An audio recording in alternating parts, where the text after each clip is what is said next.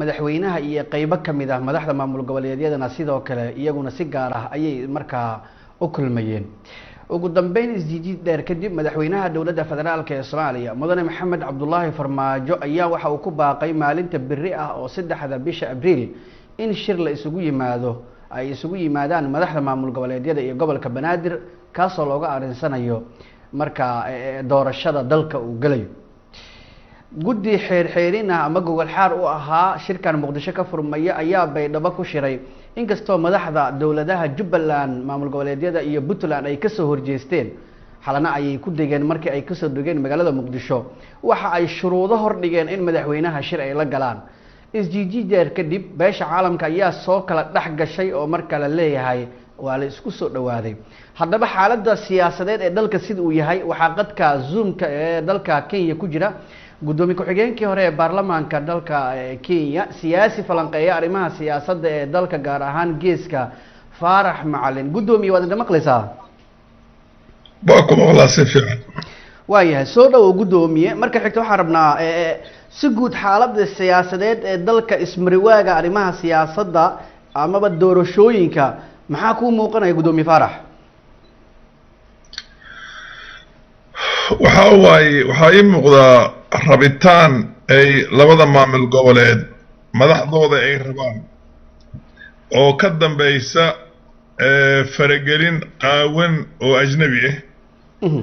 oo ay leeyihiin waa in farmaajo meesha la dhaafiyo haddii kala danaha khaaska oo Soomaaliya ka leenahay kama salgaari doono oo way naga hor imaatay marka doorasho in la sameeyana diyaar uma aha waddanka inuu horey u socdo oo maaragtay intii lagu xisaabtamo doorashada waqti kale loo qabtana diyaar uma aha sii wad soo wad waxay iyaga wadaan waxa weeyaan farmaajaha ka taga meesha marka horta waxa weeyaan aqal xumo meesha ugu hooseysay weeyaan nin madaxweyne oo waddan joogo oo xukunka haya asaga oo leh war doorashadii aan qabanna farsamooyinka loo dhigay inta jeer oo la isu imaaday ilaahay u sheegi karo mar allaala markii ay waxyaabo shuruud soo dhigaan shuruud intii laga yeelo la dhamaystira haddana hay hore aan u soconay hadamay waa ka diidna haddana la oranayo marka waxa weeyaan haatan halka sheego hore kali waxa weeyaan in uu ninka madaxweynaha oo waddanka u dhaartay iyo baarlamaankii waddanka u dhaartay ay go'aano gaaraan dhaba sifa marxaladan looga gudbo laba si ma looga gudbi karaa doorashadii oo waqti loo qabto cadadan iyo qaabka loo qaban lahaa maadaama hadda sheekadii maadaama qaabkii loo qaban lahaa ay fara badatay oo markii la dhaha guddiga ku soo darsada dad idinka inta doontaan aniga 12 baan ku soo daraya oo dawladda dadka haysta mar kastaba advantage yar bay leeyihiin 10 soo magacaaba la dhahay kornay ama 10 kaana weyn soo magacaabana laakiin 12 kaadaan kula magacaabno oo nidaam oo siba yani sinaba bidaxna uma bixi kartid midigna uma bixi kartid horeyna uma socon kartid waxa weeyaan waa inaan gadaal u soconaa wax kale meesha ku jirta maaha ay tahay waxaa loo baahan yahay in baarlamaanka qaranka uu go'aan gaaro muddada la kordhiyo muddo maaragtay lagu sameyn karo doorasho dhamaystiran oo ninna uusan ka hadli karin oo ay one man one vote la sameeyo intaa horteedna ammaanka iyo waddanka iyo wixiisoo dhanba la sugo muddadaana kama yaraan karto waayahay waa maasantahay gudoomiye waxaan rabnaa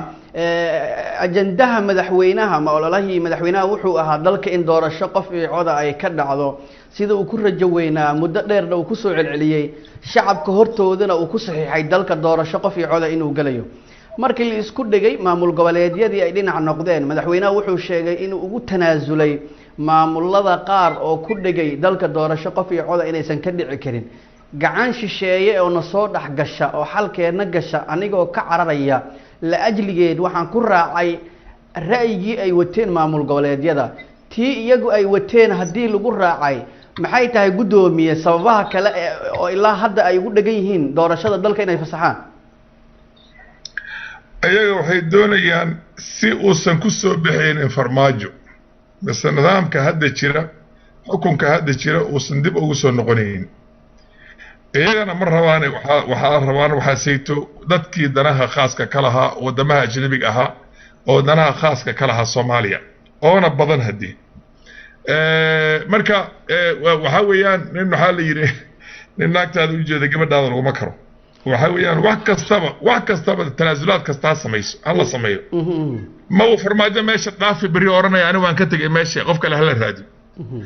wax aan mid ahayn oo qancin karto labada nin ma jirto ana idin sheegay waaya interestiga marka ugu jira in farmaajo oo ay ku dadaalaan inuusan dib u soo noqonin maxay tahay maxaa ugu jira faa'iido ama iyagu ha noqoto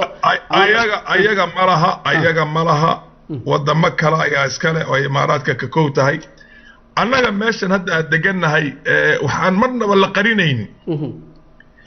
oo ay dad dawladda ku jira ay sheegaan oo leeyihiin annaga Soomaaliya wax la heshiinaa marka farmaajo meesha ka bax waa fahamtay Soomaaliya waa gartay marka Kenya iyo wadankii aan ka tirsanaaba wadamaha ma aragtay taa dadka kulley taliska hayo anigu horta siyaasaddaanada waa wadan baska dimuqraasiya waan ka soo horjeedaa waxa faragelin lagu sameyn karo wadan kale ma jirtaan Soomaaliya arrimaheeda gudaha iyaga ha dhamaysato annagana xukunka markaa jira ana la xisaabtanaan waaya laakiin dad maangaab oo wax yar oo basiid iska dhaadhiciyay oo dad yar oo kale ma aragtay lagu shaqeysto oo ma aragtay meelaha joogan iyagana ku adeegan hayaan ayaa wax kale ka dhaadhacsan laakiin hagaadha hadda waxay soo cadaatay annaga haatay dhanka annaga in wadadii la hay wada khalad ay ahayd oo suurtagal ay tahay sida ugu degdegsiyo badan in wadada laga gudbi doono laakiin muhiimadda meesha jirta waxa waaye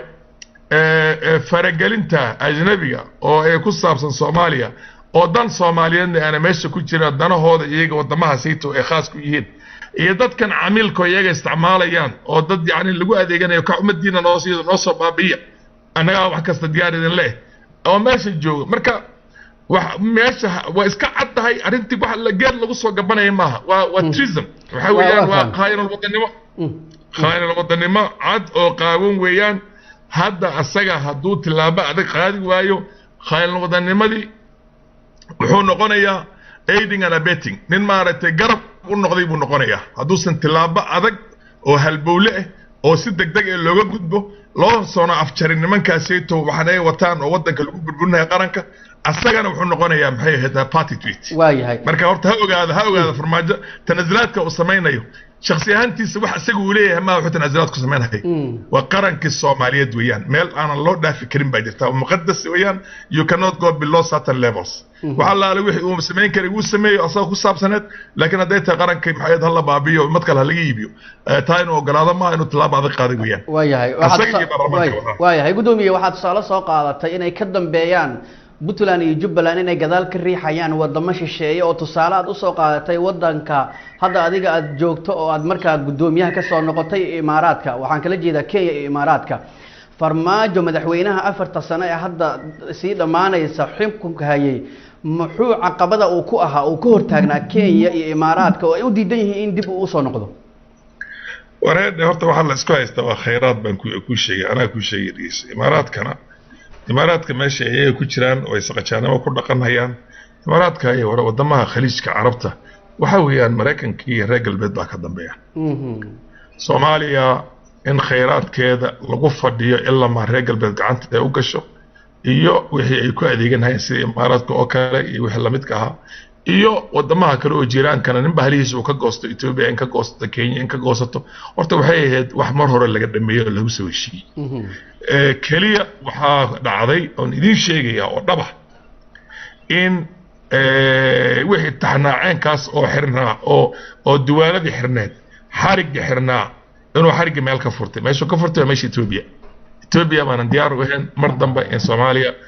dhibkaasayto lagu sii wado wixii hore oo nimankii Semitiga ahaa halkiis waxaan u dhiso nimankii Semitiga ahaa oo Abyssinians la oran jiray oo ay ahaayeen Amhara iyo Tigray ahaayeen waxyaabii hore ay soo wadeen ninkii abiyaha uu ka bedelay wuxuu yiri maya Soomaaliya inay ku istaagto xaqeedana ay qaato khayraadkeedana ay ilaashado ay la soo baxdo hurriyadeedana loo ilaaliyo waliba garab loogu noqdo annagii heshiiskii noo dhaxay oo ahaa mutual heshiiska noo dhaxay oo Kenya iyo Soomaaliya war hadda waxaan ku sheegay diisada horta aqli baa loo baahay meeshii aqli baa loo baahay wadanimana waa loo baahay wadannimo ani tayada waan ilaashanayaa waxaan ku ilaashanayaa in ayan dan ku jirin dad baa Kenya ka dhaadhacsan dhibka Soomaalida inay tahay qadiyad muqaddas oo Kenya ay mar kastaba inay daba socoto ay tahay أنا waxaan leeyahay dhibka Soomaalida ma noqon karto qadiyad Kenya ay mustamir ku noqon karto ay daba socon karto mar kasta waayahay dad bay heshay dad ay ku adeegtaan la helay iyaga kelima ah imaaraadka mukhaabaraadkooda dhan Nairobi jaan inta wax kasta laga maamulahay idinkana futoolnimada Soomaaliga iyo aqliga Soomaali baan ku sheegay aqliga Soomaali meeshii uu gaaray laciifnimo iyo ducfi meeshii uu gaaray ducfi meeshii uu gaaray waxa weeyaan wax ma aragtay wax lagu tilmaamo aniga aan garanaynay bay ku dhaqanayaan wax lagu tilmaamo yaani khasiisnimo meeshii ugu dambeysay qarankaada oo baangad u haysato oo aad waji ka raadsanayso ummado kale ummado kale aad waji ka raadsanayso meeshii ku jirta marka laakiin ninka u dhaartay dambiga iyaga ma laha iyaga waxa weeyaan waa khayl wadan meel hal jizuule halka jizada waa in xarig inta luqunta laga geliyo meelaha lagu soo maaragtay la treason waxa la dhahaa ninkaas galo waxa weeyaan only one punishment waxa weeyaan death by hanging waayahay haduusan sameynaynin uusan wax aanka yuusan sameynin laakiin waa inuu qarankii badbaadiyo oo tilaabadii hore loo qaado beesha caalam hooyada ama saabaha beesha caalam waa niman safiirro wadankooda la soo diray ninka hadda beesha caalamka safiirka Mareykanka wuxuu la mid yahay safiirka Soomaalida Mareykanka jooga ma faragelin karo arrimaha gudaha wadanka ma faragelin karo waad gartay Soomaa safiirka Ingiriiska ma faragelin karo waaya midaan safiirka beesha caalamka ku sii soconaya madaxweynaha wuxuu soo saaray warqad isugu yeerayo maamulada in biri shir uu furmo maadaama la soo xeerxeeriyay muddo dheerna la soo shaqeynayo madaxda Jubbaland iyo Puntland oo hadlay xalay isaaka wax yiraahdeen casuumaadaas madaxweynaha kama iimaane beesha caalamka ka imaatay waana ka aqbalay maxay ka macno tahay gudoomiye arintan hooyada iyo caalamka sheegaysa iyo eegi ku soo dirsaday iyo adigoo eey oo dhanba orod meeshooda uu ka wadankooda fiiraan warkuu sheegay annaga wadanka anaga xurriyad 3 sano aanan haysan oo Ingiriiska uu naga tagay ayaa ninkii madaxweyne ku xigeenkii madaxweynihii Jaramogi Oginga Odinga iyo waxa isqabsaday ninka la yiraahdo Jomo Kenyatta wuxuu yiri wadankan waa xorbi waan xoreynay biiri gumeystahana waan ka xoreynay biiri ninka gumeystaha wali daba socda ha ugu taga wadankooda xagga dabada ha ka leef baacha wallaambe matako huko kwaaw macnaheedu waxa weeyaan orod meeshaas ugu noqo maxay ahayd qurun iyo maxay ahayd gawaad ugu noqo anaga wadanka anaga xor buu noo noqday waayahay maamulada ninka beesha caalamka beesha xamar gudaheeda kale oo la fiirinayo oo nin safiir oo kale intuu jilbaha isku dhaadhaca ka bacda ordayo iyaga ilaalinaya meesha dhan inta laaba laga qaado xalana horta waxa weeyaan waa qarankay kamid tahay ciidanka Amisonka amar la siiyo nidaam kudi la yiraahdo wixii command and control ka hatta ciidanka Amisom inay la wareegaan dawladda Soomaaliya jamhuuriyadda Soomaaliya inay la wareegto meelaha halbowlaha oo gudaha iyaga al-shabaab inay kula dagaalamaan dibadda ma inay Soomaaliya gudaheeda arrimaheeda dhex galgalaan oo loo isticmaalo mana loo isticmaali karo وهذا هدي مارتي إذا ما دي أنا ما قرنا واحد كسر هرم عدي لواح يمحي قرقر ويد واحد دون لك إذا ما دي قرن كصومالي أمر هدي الله سيو ويسكيا قرينا يعني ماشي أو حلو بهين أمر هدي الله سيو ودن لهانتو دبكي أجنبي وماشي كوجرينا ورقد لقرا وريك تكلمة كفلا ها عبد الله فرماجو نين الله لنك أجنبي أو كوجرا ماشن هذا اسكسو دوان قلنا وايد تدوبر الجذهد يروح ودنك كهايو وحاويان وحنو قادرين إنه شرع الدرو ودنك وكشوف أنت كلمة كفرة أدونك أنكوش شيء أدونك هبل كحوك بدل متشف أنا كوش شيء وأنا قص صومالي كل سكان الناس تايوان بوجرتها تشاينا بوجرتها على ستريت يربا ودحيا كيوبا بوجرتها أمريكا كسجاشن كيلومتر oo maaragtay ay waxay doonto ku sameyn karo kiiba oranaysa orday xaga maaragtay Mareykanka adaa lagu yiraahdaa kiriya kud lagu oranay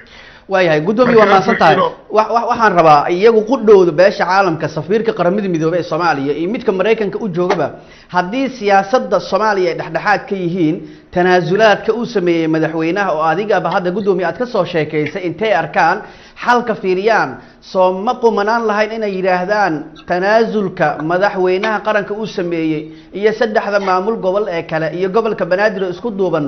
labadiina ma fahmi karno ciladaha hadda jira sheeganaysaane soo heshiya madaxweynaha wuxuu joogaa filada la soo heshiya waxaad la soo heshiisaan ummadda ula soo baxa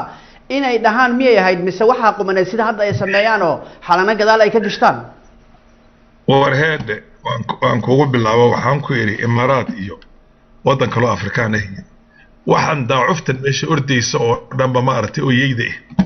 waa la soo diray libaax baa soo diray libaaxa soo diray waa Mareykanka iyo reer galbeedka arkaysa Ingiriiska Scandinavianska oo Norwegianka kulli waxa sii tugayaan marka iyaga afka kuma dhawaaqayaan oo hadda waxa weeyaan xeeladii ay weligood isticmaali jireen ay isticmaalayaan laakiin dhab ahaan waxa ka dambeeya waay shirka birri marka ninkii loo baahnaa inuu yiraahdo listen dhageysta yiraahdo sidan baan sameynay idinka maxay tahay afkaartiina kale hatta la doodinaha ma waxaad istusteen dimuqraasiya noocan hadda ayaad istusteen ay tahay maya hawada heshiiyaan ma lama heshiinayo nin khariban oo khaldan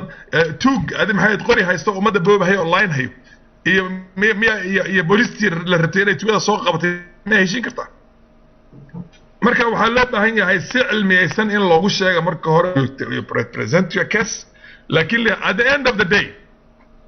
ugu dambeyntii go-aanka anaa iskale adi marid anaa leh qaranka Soomaaliyeed waa xor waa sax waay had intaa keli waliba hadduu dhaho waliba he reads the rights act hadduu ku yiraahdo haddaad ku xadgudubtaan baalkii tilaabo cad oo maaragtay diblomaasiyada oo adduunka dhanba ka ahayd ayaan maaragtay ku dhawaaqay maxaa hadduu fiijiyo safiirka Mareykanka iyo ereyga maxay ahayd ergeyga khaaska kulli subax buu diri karaa wax laga qaadi karana male waa sax waayahay marka shalay bahaysan baa dirtay maantana waa inuu ogaadaa in kan la diraya hadduu tilaabo yaa siiyey horta fursadda who gave them hadda ruushkii dad kalaa soo galay oo yidhahdo waxna ma socon karto China waxay leeyihiin ma socon karto gardarada hala daayo Soomaaliya laga daayo waay marka horta hadda wax laga cabsanay Security Council intii la tagay ayaa la soo qaraar Mareykan ay wataan Ingiriiska iyo Faransiiska ay wataan iyo qurunkii hore oo Afrika soo gumeystay oo soo adoonsaday haddana doonay khayraadkooda inay la wareegaan Faransiis oo doonay inuu galbeedka Afrika wuxuu ku sameeyo Soomaaliya aan fiirin karin Macron markii ugu horeysay oo u yimaado anaga waddankaana wuxuu yimaado wax kale u mimaan waayahay waxaan rabnaa waaya gudoomiye waa mahadsan tahay shirkan usoo noqonaynaa innaga ka soo bilaabayno September wixii ka horreeyay 3 mar waxaa lagu shiray magaalada Samareeb Dhow Samareeb Galmudug ugu dambeyn Muqdisho la yimid September 17keeda heshiisa la kala saxiixday waa tii Jubbaland iyo Puntland ay ka soo horjeesteen marka ay qadiyad iyo wax kale ay tilmaameen kan hadda birri furmaya rajo intee la eg ayaa gudoomiye laga qabaa in uu miro dhalo doorasho la isku waafaqsan yahayna ay isku soo raacaan madaxda maamul goboleedyada iyo dawladda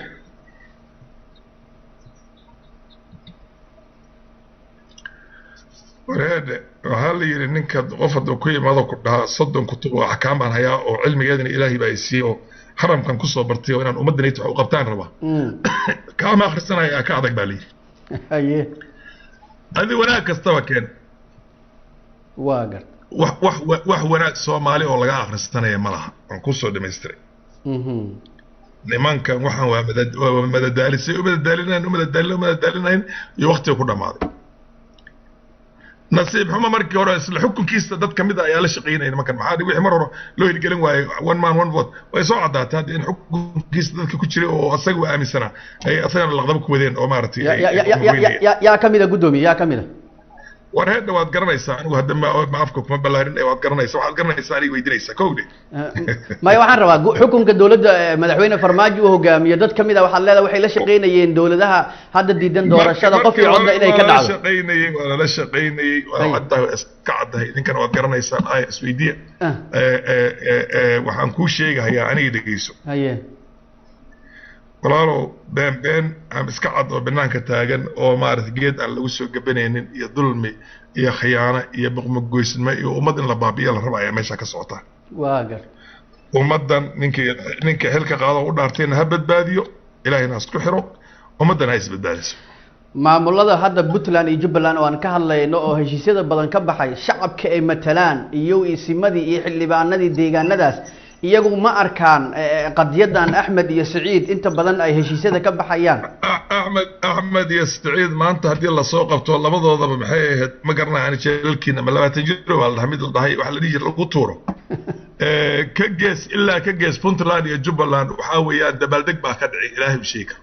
shaki kuma oo may hadda hadlaan gudoomiye ay yiraahdaan anagaana hogaamisaan oo wada qalad aad nagu wadaane xabad baa ku foorataa kismaayo habeen kasta nin baa lagu dilaa maskiin baa lagu dilaa xabad lagu dhuftaa waa la laayay dadka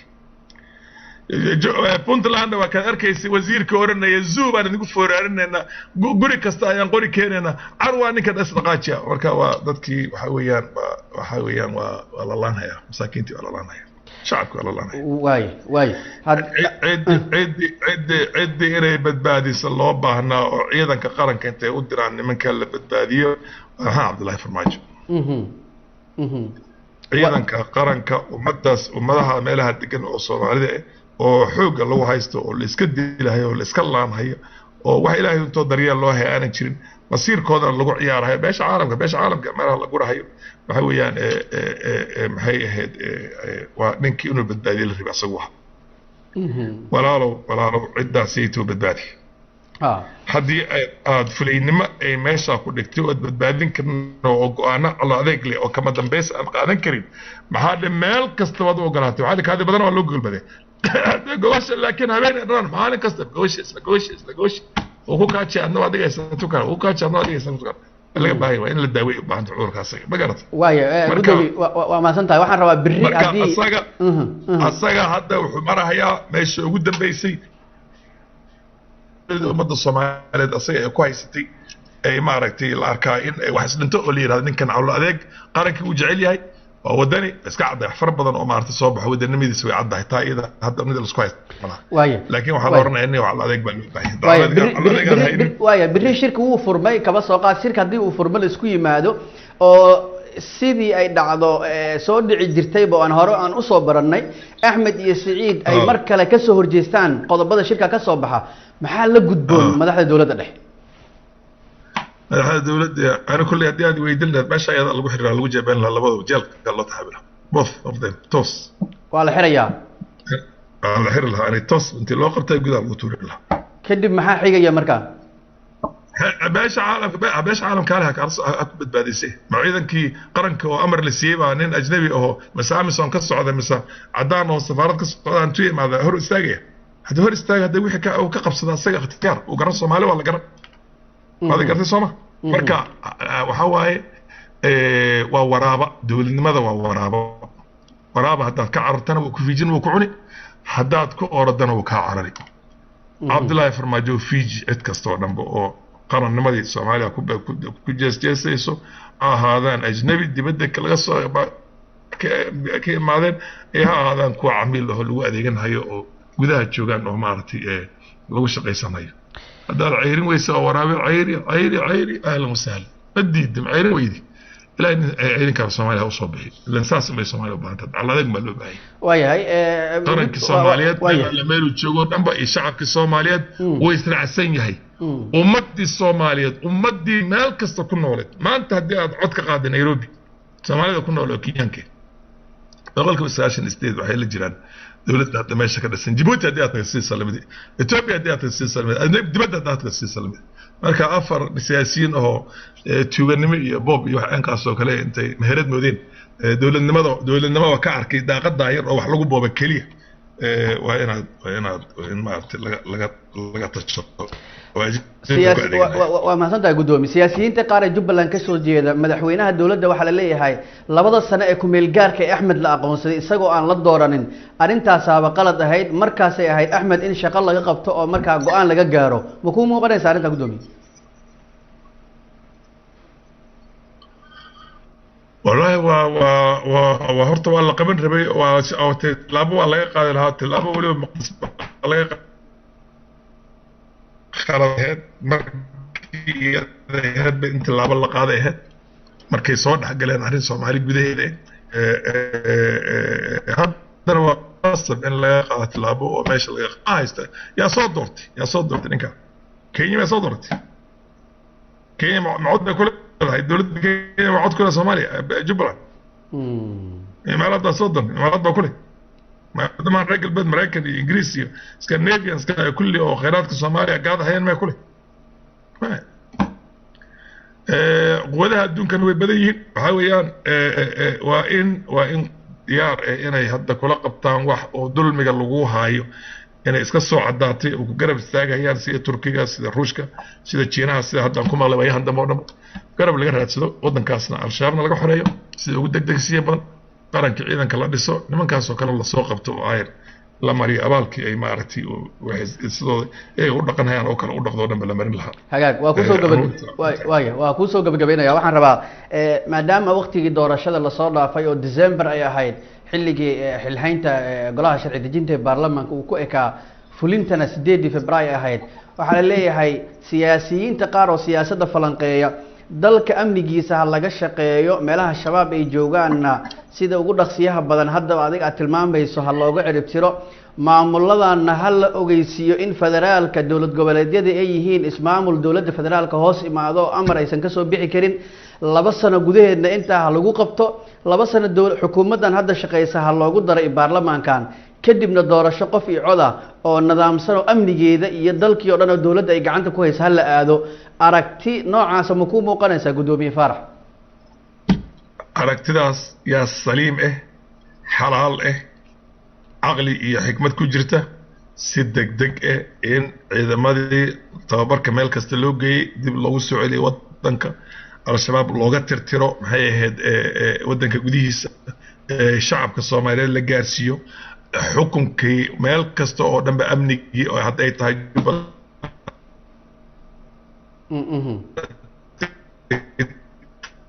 Puntland oo dhanba qaranka la wareegto dowladda central ma samayn karo 2 sano baad mooday inay tahay way haddaba si degdeg loo waayahay gudoomiye ku-xigeenkii hore ee baarlamaanka dowladda Kenya siyaasi falanqeeya arrimaha siyaasadda gudoomiye Faarax aad iyo aad aan kugu mahadcelinayaa aad baad mahadsantihiin aad iyo aad baad mahadsantihiin wagaag aad buu mahadsan yahay gudoomiye Faarax barnaamijkii gaarka ahaa ama waraysiga gaarka ahaa ee gudoomiye Faarax macallin oo dalka Kenya ku sugan intaas ayaan ku ekeenaynaa shirka berri iyo waxa ka soo bixi doona ayaan ku qaada dhigaynay Puntland iyo Jubbaland waxa laga filan karo maalinta berri ah naga isku duubana. Assalaamu calaykum waraxmatullaahi wabarakaatuh.